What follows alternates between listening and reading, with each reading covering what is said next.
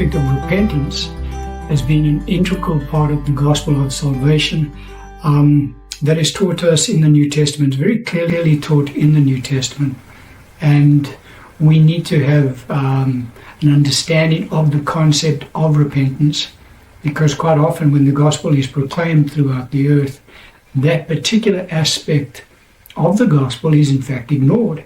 The love of God is proclaimed, and how God loves sinners and God wants people in his kingdom. But there is this aspect of repentance that was always proclaimed right from the outset of the gospel and should continue to be proclaimed whenever the gospel is taught. In fact, it is one of the foundation doctrines for the Christian faith. There are 6 foundation doctrines that are taught to us in the book of Hebrews. And of the 6, the doctrine of repentance from dead works is in fact the very first one that is taught. The scripture we can look at is in Hebrews chapter 6, verse 1 and 2. Scripture says, "Therefore, leaving the discussion of the elementary principles of Christ, let us go on to perfection, not laying again the foundation of repentance from dead works, and of faith toward God, of the doctrine of baptisms, of laying on of hands, of resurrection of the dead, and of eternal judgment." And those are the 6 foundation doctrines that every newborn believer should have a very clear understanding of. In Hebrews chapter 5, just prior to this passage that we've read now, the writer of the book of Hebrews refers to these doctrines as in fact the milk of God's word. That's why he refers to it as the elementary principles of Christ. In other words, all believers that come into the kingdom of God should have a very clear understanding around these 6 doctrines. And if you do, then your Christian walk becomes that much more sure, because you're able to then benchmark any teachings that you are exposed to against the foundation doctrines, and anything that obviously falls outside of those foundation doctrines, you can pretty much discount as not being from God. But getting back to this doctrine of repentance, so we see it is the very first of the 6 foundation doctrines, called repentance from dead works. And in fact, there are 2 doctrines which are almost the cornerstone, so to speak, of the Christian faith. Now, you have these 6 foundation doctrines that would be the bedrock on which the church or the Christian faith is built. But the 2 that are the 2 most important of these 6 that are taught to the church are in fact the first 2, repentance from dead works and faith toward God. You say, well, where do we pick that up from? Well, we pick it up when we have a look at the Apostle Paul in what he taught the churches, because obviously, he was used extensively by the Lord in starting the church, and in fact, most of the New Testament epistles are written to us by Paul. And even the book of Acts, which Luke wrote, is primarily an account of the ministry of Paul. And so what we pick up in this particular passage of Scripture is the fact that Paul, the Apostle Paul, concentrated on these 2 foundation doctrines wherever he taught the gospel of our Lord Jesus Christ. And we pick this account up in Acts chapter 20, verse 18 to 21. Scripture says, "And when they had come to him, he said to them, 'You know from the first day that I came to Asia, in what manner I always lived among you, serving the Lord with all humility, with many tears and trials which happened to me by the plotting of the Jews. How I kept back nothing that was helpful, but proclaimed it to you and taught you publicly and from house to house, testifying to Jews and also to Greeks,'" now this is what he taught, "repentance toward God and faith toward our Lord Jesus Christ." And so the Apostle Paul is reminding the elders of the church of Ephesus, in context what has happened here. Paul is on his way to Jerusalem, and he stops off at the town of Miletus, I think it was, and he called the elders of the church of Ephesus to come down to him. Now, the reason he does that is because he knows that he's never going to see that church in this life again. Obviously, he saw them when they all got back to heaven, but in this life, he knew he would not ever visit that particular church again. And Paul had spent 3 years in that church, teaching that church every single day, and he actually didn't plant that church. If you read the book of Ephesians, you see very clearly that that church had been planted before Paul got there. But nevertheless, Paul was instrumental in developing that church and growing that church. And so what he does when he calls down these elders, he wants to impart to them sound advice, because he knows he's not going to see them again, and he wants to make sure that they really are focused in their Christian walk going forward, because they're not going to have any further input from Paul in the flesh, that is. And so he reminds them about 2 specific doctrines that he concentrated on in the time that he was there. And those 2 doctrines are repentance toward God and faith toward our Lord Jesus Christ.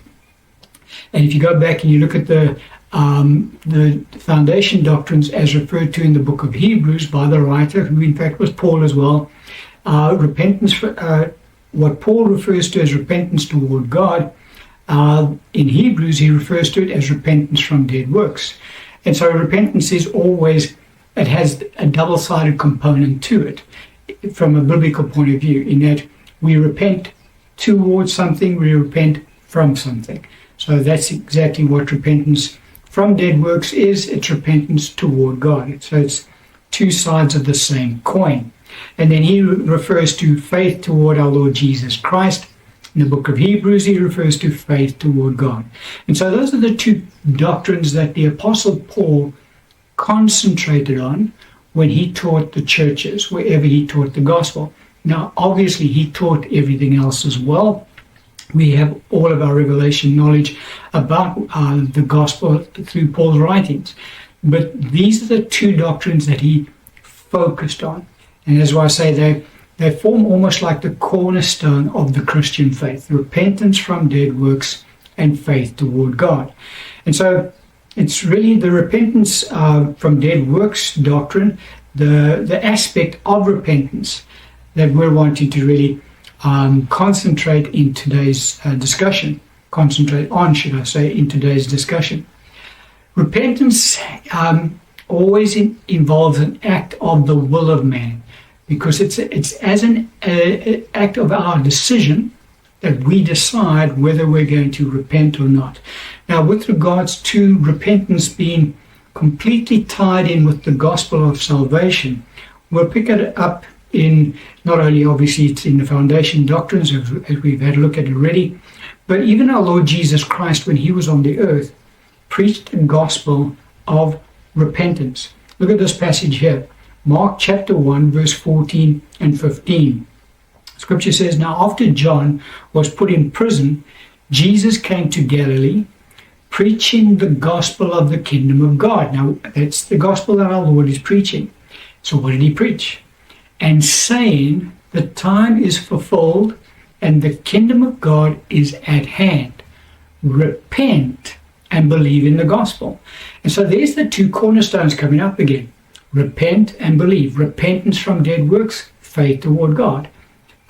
And that's really the gospel message that our Lord Jesus focused on when he was on the earth. Repent and believe. Notice that he puts repentance before faith. And that's how it's listed in the foundation doctrines. Repentance from dead works, faith toward God. But the gospel that our Lord Jesus Christ preached wherever he went included the 2 cornerstone aspects: repent and believe.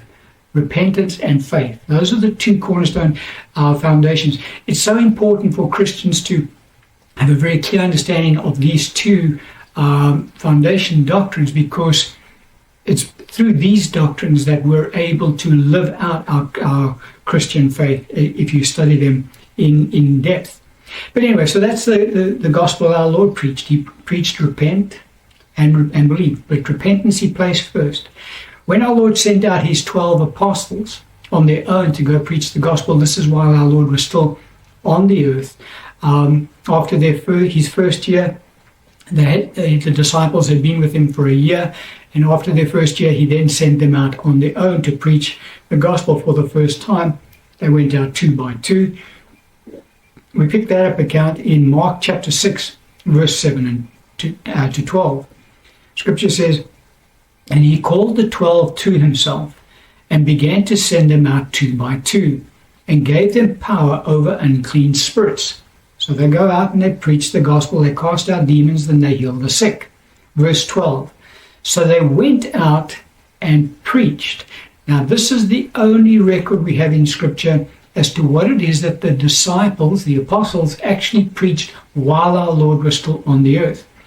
In verse 12 again, "So they went out and preached that people should repent."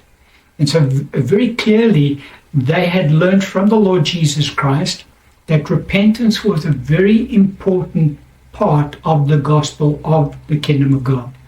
And so the only record we have of what the apostles preached during that first period they went out on their own is they preached a message of repentance to the children of Israel. And so the pattern is very clear to us in Scripture that the gospel message of the kingdom of God, the foundation is a foundation of repentance. It's so important for us to recognize that truth.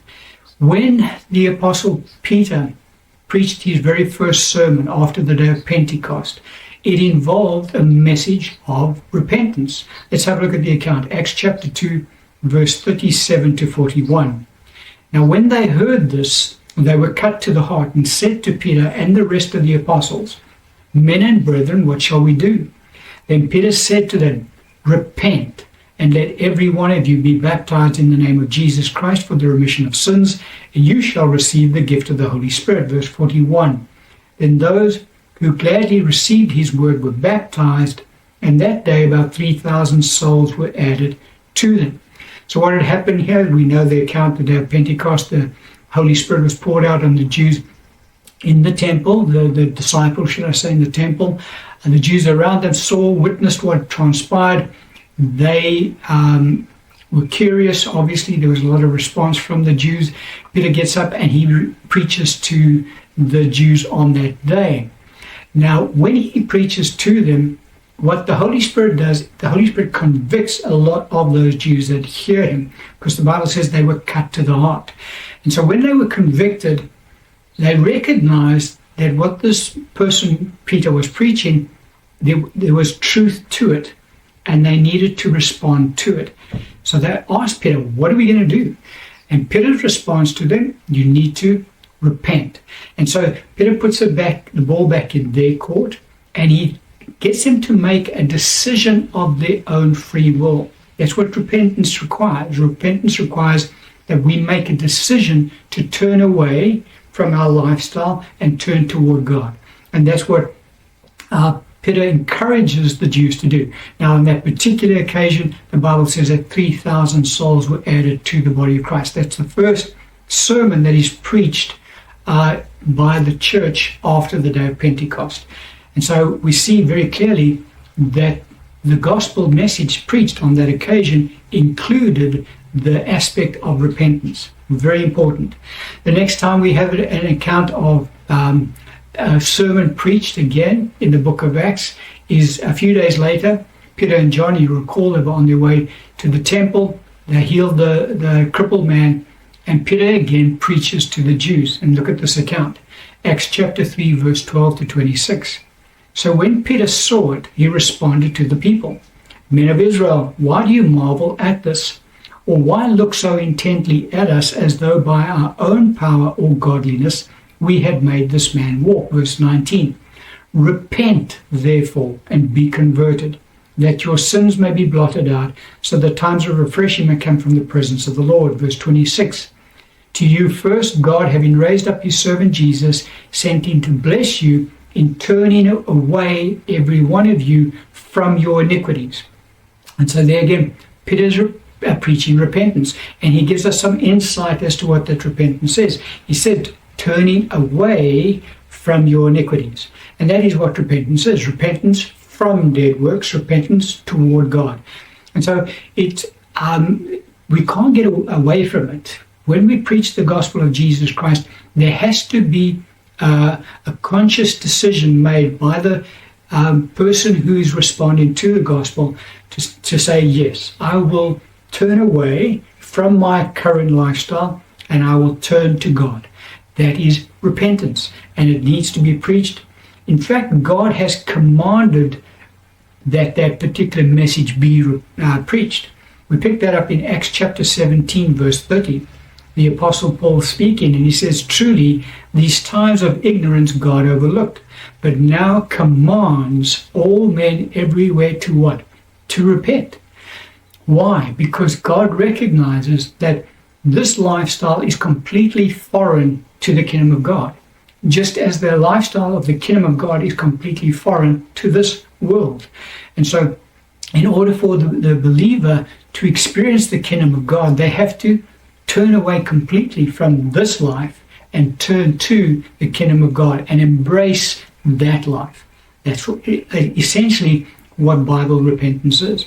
But it's a commandment of God. Paul, in context here, is preaching in the city of Athens to the Gentiles, and he's explaining to them the gospel. But he talks about the fact that God has commanded all men everywhere to repent. And then we see Paul also relating his account of when our Lord Jesus, you recall our Lord Jesus appeared to Paul on the road to Damascus. And on that occasion, our Lord had quite a long discourse with Paul, and he gave him some insight as to the type of gospel that he wanted his apostle to proclaim to the church. And we pick that up in Acts chapter 26, verse 19 and 20. Paul relating to King Agrippa what had transpired on that occasion. Therefore, King Agrippa, I was not disobedient to the heavenly vision, but declared first to those in Damascus and in Jerusalem and throughout all the region of Judea, and then to the Gentiles. What, Paul? That they should repent, turn to God, and do works befitting repentance. So there, again, the Apostle Paul, the aspect of repentance was an integral part of the gospel that he preached. All of the apostles, our Lord Jesus Christ. And it's a foundation doctrine in the church. And so repentance is essential for one to embrace the kingdom of God. One has to make a decision. I turn away from this life that I've been living, and I embrace the kingdom of God, and I turn toward God. I repent from my dead works, and I turn to the Lord Jesus Christ. So repentance is such an important part of the gospel. It should not be ignored. It should not be glossed over. Many come into into the church under the illusion that, God's quite comfortable with their lifestyles that they're living now. He just wants them to get into heaven. Not at all. God wants them to forsake their lifestyles that they're living now. No matter how good or how wicked a lifestyle it might be, in God's eyes, it is not anything like the lifestyle that he expects his saints to live in his kingdom. And that is why repentance is such an important part of the gospel of our Lord Jesus Christ. We're going to end the teaching on that point today.